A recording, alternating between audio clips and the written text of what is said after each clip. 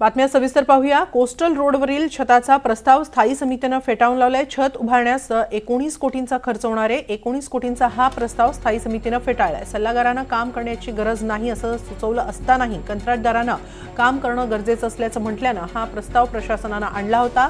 मात्र सर्वपक्षीय सदस्यांनी प्रस्तावाला विरोध केला। प्रशासन स्थायी समितीला अंधारात ठेवू पाहते का असा प्रश्न अध्यक्षांनी प्रशासनाला केलाय। याबाबत अधिक माहिती घेऊया आमचे प्रतिनिधी देवेंद्र कोल्हटकर यांच्याकडून। देवेंद्र, काय नेमका वाद आहे?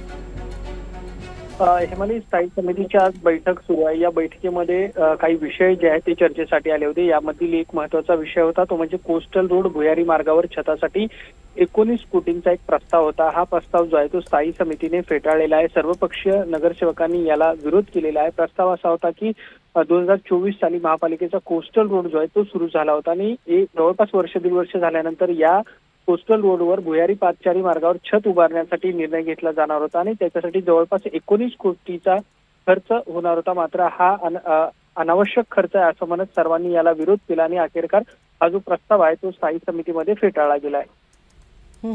नक्की। धन्यवाद देवेंद्र, आपण दिलेल्या या सविस्तर माहितीबद्दल।